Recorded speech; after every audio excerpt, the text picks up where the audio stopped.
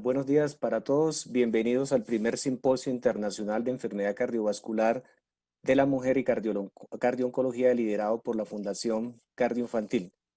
Yo soy Fernán Mendoza, soy el presidente actual de la Sociedad Colombiana de Cardiología y Cirugía Cardiovascular y junto con la doctora María Alejandra Ibáñez, que es la presidenta del capítulo de la mujer de nuestra sociedad, vamos a ser los encargados de la moderación de este importante simposio. Agradecemos su asistencia, felicitar a la doctora Karen Dueñas por su liderazgo en este importante, a todo el grupo científico, institucional, académico y administrativo de la Fundación Cardioinfantil, a todos los organizadores. Además, felicitar y dar gracias a todos los expertos, tanto nacionales como internacionales, que nos acompañan el día de hoy. Agradecer a entidades que nos han dado su aval, a la Sociedad Colombiana de Cardiología y Cirugía Cardiovascular, la Asociación Colombiana de Medicina Interna, la Federación Colombiana de Obstetricia y Ginecología, la Universidad del Rosario. En este primer segmento vamos a iniciar con la conferencia Detección y Evaluación de la Enfermedad Coronaria en la Mujer, con una pregunta interesante que es la misma enfermedad o son entidades distintas, y esta conferencia va a estar a cargo del doctor Daniel Izaza. El doctor Daniel Izaza, especialista en cardiología, medicina crítica y cuidado intensivo, fellow del American College of Cardiology, además miembro importante de nuestra sociedad de cardiología, autor de diferentes libros, publicaciones, profesor de diferentes universidades y actualmente es director de la Unidad de Cuidados Intensivos Coronarios de la Fundación Cardioinfantil, y es un honor para mí presentar al doctor Daniel Izaza como primer ponente de este importante evento. Bienvenido, doctor Izaza. Muchas gracias a doctor Fernán Mendoza, muchas gracias a la doctora Ibáñez y muchas gracias a la doctora Karen Dueñas por la invitación. Vamos entonces en estos primeros 20 minutos a hablar algo acerca de características muy específicas en cuanto a la detección y evaluación de la enfermedad coronaria en la mujer y tratar de dejarles algunos elementos para que ustedes mismos piensen si es la misma enfermedad o son entidades diferentes.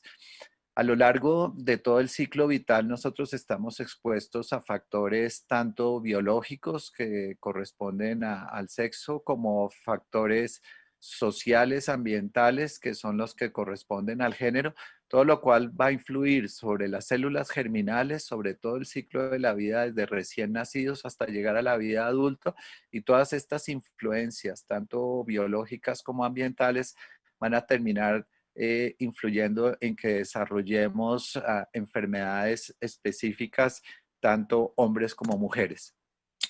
La importancia del tema que se plantea hoy, vamos a irlo desarrollando en estos puntos. Vamos a ver que la enfermedad coronaria en las mujeres constituye la primera causa de muerte. Es incluso más alta que en los hombres. Las mujeres más frecuentemente presentan síntomas atípicos. Sus factores de riesgo, tanto tradicionales como no tradicionales, tienen repercusiones diferentes. Su comportamiento o el comportamiento de los exámenes diagnósticos es diferente en mujeres y en hombres, y las arteriografías coronarias, que son menos utilizadas en mujeres, tienen unos resultados que son un poquito diferentes. Entonces, en cuanto a los primeros dos puntos, ¿qué evidencias tenemos? Sabemos que la prevalencia de la enfermedad coronaria en los Estados Unidos, ustedes ven en estas barras, definitivamente es menor en mujeres que en hombres, pero a pesar de que la prevalencia es menor en mujeres que en hombres, vemos acá que durante las últimas décadas que hemos tenido mediciones de la mortalidad en las mujeres es incluso mayor que en los hombres, o sea que hay una divergencia en que una enfermedad con menos prevalencia tiene mayor mortalidad en mujeres que en hombres. Actualmente en los Estados Unidos, las cardiopatías son la primera causa de mortalidad. Producen más o menos la muerte de 1 de cada 5 mujeres. En mujeres mayores de 20 años, 1 de cada 16 mujeres tienen o acarrean enfermedad coronaria. Y a pesar de estas cifras tan alarmantes, en la actualidad solamente 56% de las mujeres en Estados Unidos son conscientes de su riesgo cardiovascular. Probablemente la percepción de riesgo cardiovascular en nuestro país sea aún menor que lo que se ve en Estados Unidos. Esta barra nos indica exactamente cuál es la mortalidad atribuible a enfermedades cardiovasculares comparadas, por ejemplo, contra cáncer en diferentes grupos de edad en mujeres. Y vemos que la predominancia es supremamente importante. En las estadísticas europeas y comparando la mortalidad en mujeres versus en hombres, no es diferente la situación. En estas gráficas de país se ve como más del 50% de la mortalidad en Europa en mujeres está condicionado por enfermedad coronaria o accidentes cerebrovasculares o enfermedades cardiovasculares, mientras que en hombres ustedes ven que no alcanza a ser algo menos del 50%. Entonces, en esto hay diferencias en el comportamiento. Y a pesar de esto, ¿qué dificultades tenemos durante la evaluación y para los tratamientos y lo que sabemos de la enfermedad coronaria en la mujer? Las mujeres están tradicionalmente siendo subrepresentadas en los estudios clínicos aleatorizados, que es lo que vemos en estas gráficas, en las cuales, a pesar de que la situación y la presencia de enfermedad coronaria en las mujeres es muy alta, en la gráfica gris, en la columna gris, se ve que hay muy poca representación de mujeres en estos estudios, tanto de enfermedad coronaria como de falla cardíaca, como de diabetes, de hipercolesterolemia. Entonces, esto nos produce una brecha en el conocimiento para poder ser más exactos en el tratamiento de esta situación en las mujeres. Sabemos también tradicionalmente que las mujeres más frecuentemente presentan síntomas atípicos. En todos los estudios que uno consulta, pues puede ver que la prevalencia de síntomas de angina típica, de disnea, de fatiga, de sudoración, de náusea o vómito es mayor en las mujeres y se presenta menos frecuentemente en los hombres. En los hombres es más frecuente la aparición de la angina típica.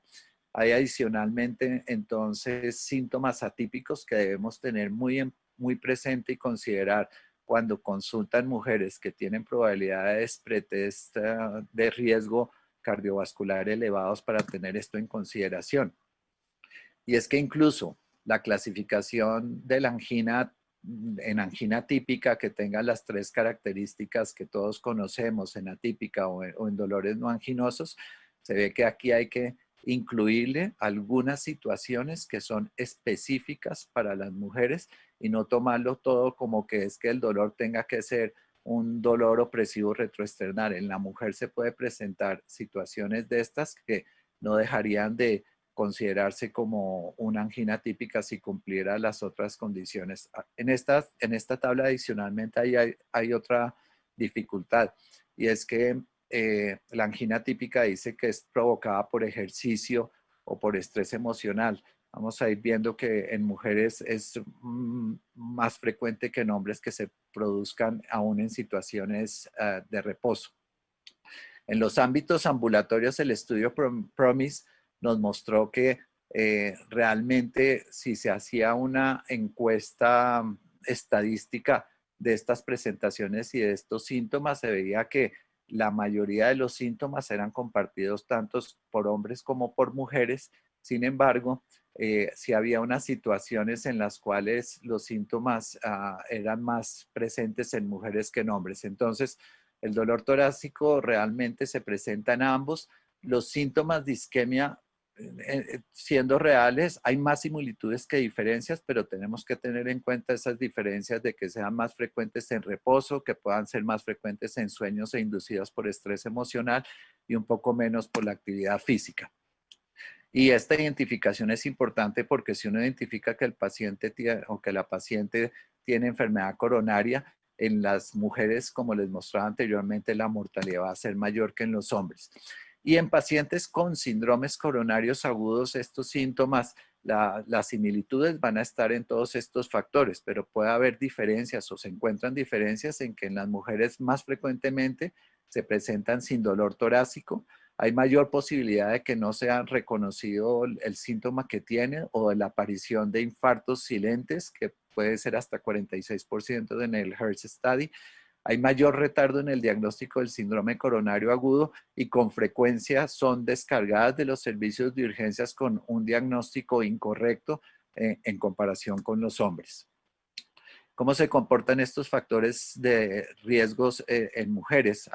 Sus repercusiones son definitivamente diferentes y, como les mencionaba, la percepción de riesgo entre las mujeres no están tan alertas del riesgo cardiovascular que tienen. Por eso me pareció importante mostrarle este estudio de la doctora Meran, publicado muy recientemente, en la cual hacen una propuesta que dentro de las consultas ginecobstétricas, de acuerdo a este estudio, se haga una encuesta, que es una encuesta que el ginecobstetra se la da a la paciente para identificar si tiene factores de riesgo o síntomas. Con esto se encontró que de 2.900 mujeres que habían asistido a estas consultas ginecobstétricas, el 86% de ellas tenían al menos un factor de riesgo y hasta el 40% podrían tener un síntoma cardiovascular del cual no lo percibían bien. Entonces, esta es una oportunidad importantísima, la consulta ginecobstétrica, para captar estos factores de riesgo y estos síntomas cardiovasculares. Los factores de riesgo en las mujeres, entonces, ¿qué comportamientos específicos tienen? La diabetes puede conllevar 3 veces más riesgo de un desenlace fatal en enfermedad coronaria en mujer diabética versus no diabética, y la aparición del infarto es más temprano. La mortalidad en las mujeres diabéticas es mayor comparado con los hombres. En cuanto a la hipertensión, hay una mayor prevalencia de hipertensión en las mujeres sobre los 60 años comparado con los hombres, y está estadísticamente comprobado que tienen menos bien controlada la presión arterial que los hombres. En la dislipidemia, la carga que conlleva la dislipidemia para desarrollar enfermedades cardiovasculares es tal vez el factor de riesgo más importante en ellas, y no solamente del colesterol, sino también de los triglicéridos. La obesidad incrementa el riesgo de enfermedad coronaria con mayor fortaleza en mujeres, en un 64%, comparado con hombres, que es en un 46%.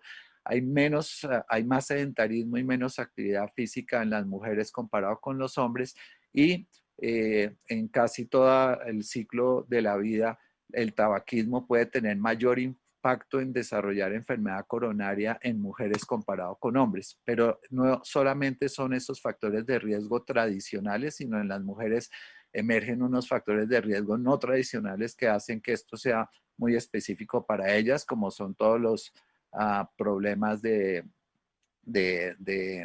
parto pretérmino, todos los desórdenes hipertensivos del embarazo, la diabetes gestacional, la aparición de las enfermedades autoinmunes más frecuentes en ellas, todos los eventos relacionados y las secuelas de los tratamientos de radioterapia, de quimioterapia, la depresión, el hipotiroidismo, el peso que tiene la hipertrigliceridemia en ellas, hace que el comportamiento no sea exactamente igual al de los hombres, y que durante el ciclo de vida, si tenemos aquí la carga de arteriosclerosis con la edad, vamos viendo que durante la premenopausia son en general pacientes que son considerados de bajo riesgo, pero entre los 45 y 65 años se vuelven de riesgo intermedio, con la aparición de la enfermedad coronaria funcional, con la enfermedad microvascular, con enfermedad coronaria no obstructiva, y posteriormente, a medida que pasa o aumenta la edad por encima de 65 años, entonces se van entrando dentro del espectro de la enfermedad coronaria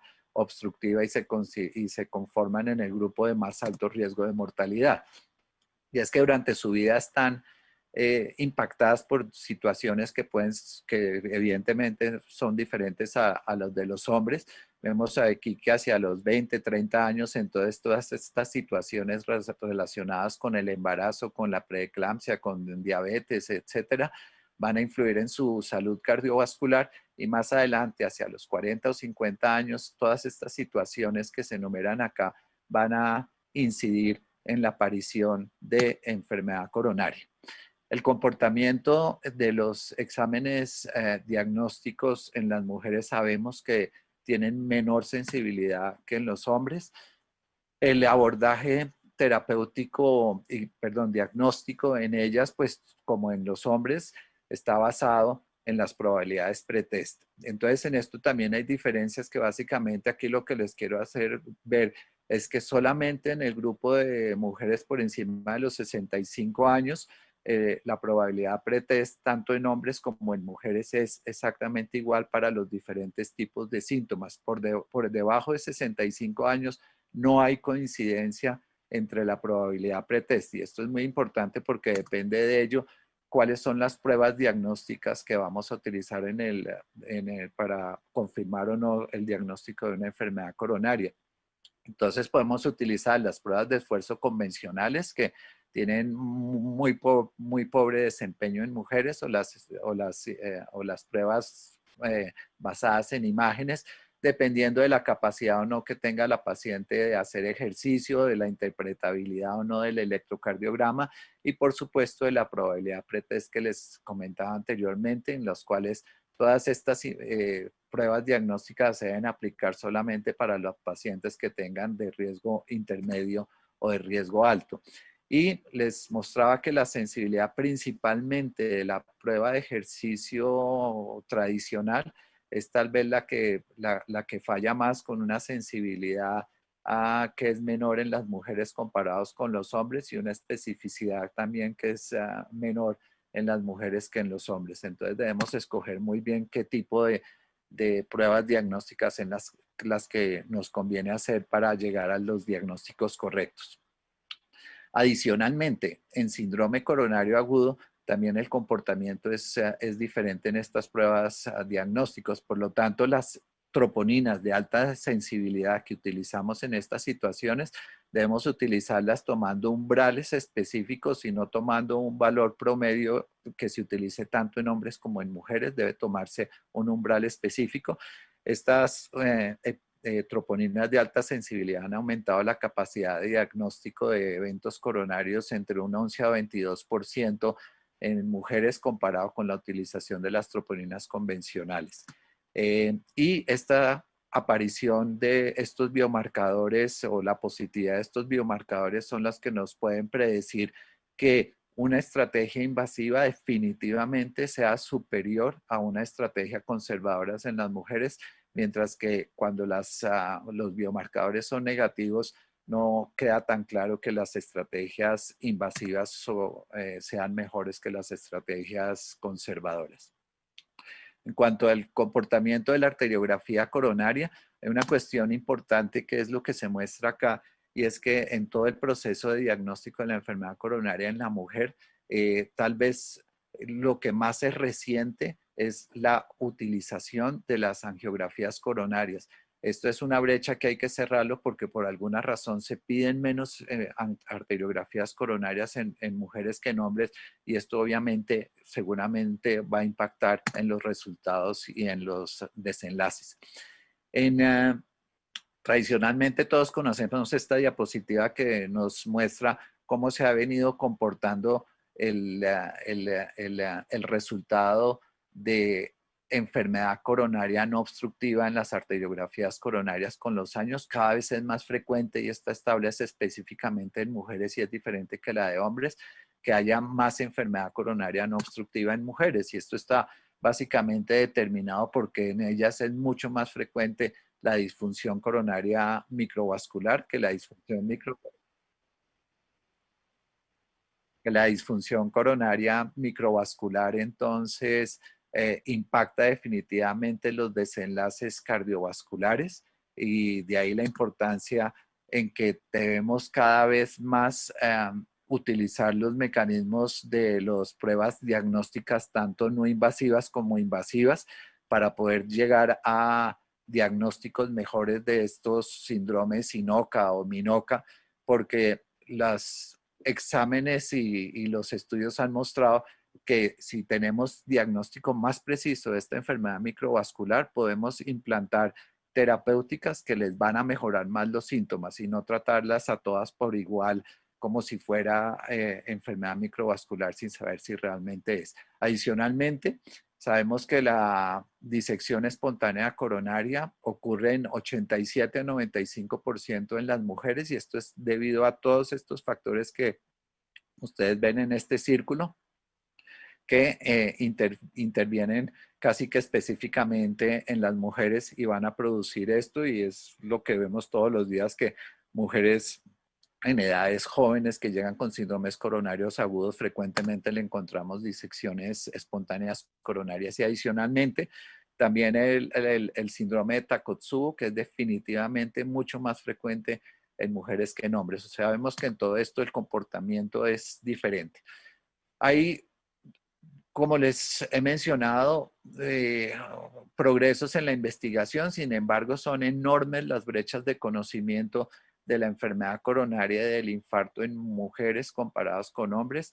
Hay que investigar más en cuáles son las causas por las cuales tienen más mortalidad, las manifestaciones patofisiológicas, las intervenciones, cómo se comportan en ellas, etcétera, todo el listado que ustedes ven ahí, porque debemos afinar más nuestro conocimiento al respecto. En conclusión, lo que les presento nos da un panorama en el cual nos muestra que la presentación de la enfermedad coronaria en mujeres aparece en promedio 10 años más tarde y que hay una menor percepción de riesgo dentro de las mujeres acerca de este problema cardiovascular, que es la mayor causa de muerte en ellas. Que hay necesidad de herramientas de tamización, que era la propuesta que se les presentaba, en las cuales hay que involucrar a los ginecobstetras porque es probablemente la única atención anual que tienen la mayoría de las mujeres durante gran parte de su ciclo vital. Hay una carga de factores de riesgo que son diferenciales en mujeres, tanto factores de riesgo tradicionales como no tradicionales. Aunque la presentación clínica con frecuencia tiene características atípicas, no podemos olvidar que se siguen manteniendo muchas similitudes. Para llegar al diagnóstico, las probabilidades pretest son diferentes, los factores de riesgo, la carga de factores y el impacto de los factores de riesgo es diferente y el desempeño de las pruebas diagnósticas son diferentes. Falta más conocimiento en terapias basadas en evidencia. El retardo en la consulta impacta definitivamente el diagnóstico, el tratamiento y el pronóstico y definitivamente hay insuficientes datos que sean específicos por sexo y género y conocimiento más preciso acerca de los mejores tratamientos para la enfermedad coronaria no obstructiva tan frecuente en ellas. Entonces, mi respuesta, pero con características muy específicas que debemos hacer cada vez más medicina de precisión para poderlas abordar adecuadamente. Mil gracias.